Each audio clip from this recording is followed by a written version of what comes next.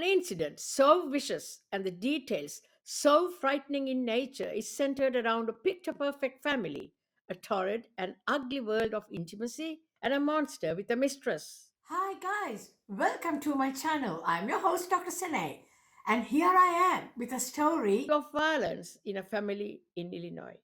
It was the 5th of May 2009 when Illinois police received a call from Chris Coleman, an ex Marine and bodyguard, calling from his gym, claiming that he was not able to contact his family. He sounded very upset. When investigators arrived at his home, they found Coleman's wife and his two children, whose bodies were lying there, obviously their lives taken in the most brutal way. Guys, I'm not going to give you details about that grotesque scene in the house. The word punished was written on the walls along with lots of obscene words in red paint. Now, let's talk about Chris Coleman. Obviously, quite distraught and crying, he talked to the police. Yes, of course, his 31-year-old wife and his two sons were gone. Guys, Chris, an ex Marine and bodyguard, was the head of security for the world famous Joyce Meyer Ministries, an evangelical organization. Okay, guys, let's get back to Chris Coleman and the tragedy of his family. As the head of security section for Joyce Meyer, Chris had a very good job, and it also fed his narcissistic personality as he loved power. He's said to have shown an attitude of arrogance and pomposity. Now, Chris Coleman had started getting threatening emails during March and April of 2008, as did Joyce the evangelist. Chris also found a threatening letter in his home mailbox. So the enemy was coming very close to his home. Now let's go back to the 5th of May 2009 when Coleman called the police from the gym, as I told you before, asking them to do a check on his 31-year-old wife Sherry and their little sons, 11-year-old Garrett and 9-year-old Gavin. Coleman was calling the police as he was very anxious because Sherry wasn't answering the phone.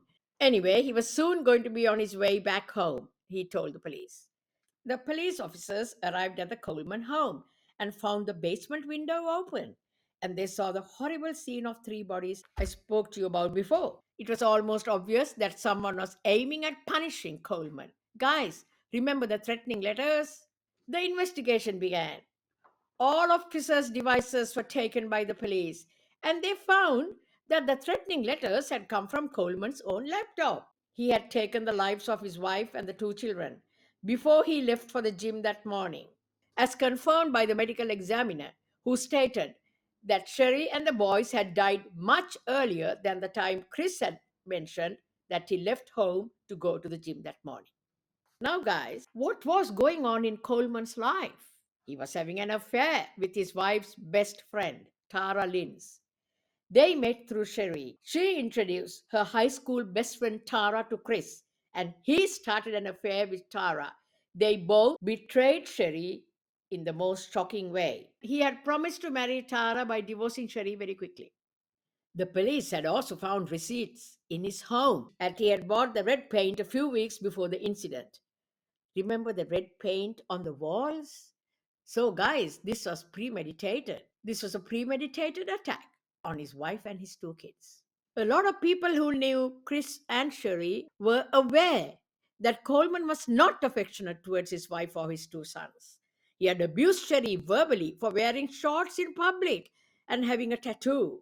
He had been such an arrogant, insensitive, brutish psycho. Guys, Sherry had loved him and had tried her best to work the marriage, despite Coleman's abuse and cruelty to her. Well, Chris was arrested, guys, on the 19th of May 2011 and charged with 3 counts of murder. Chris Coleman is now serving a life sentence without the possibility of parole.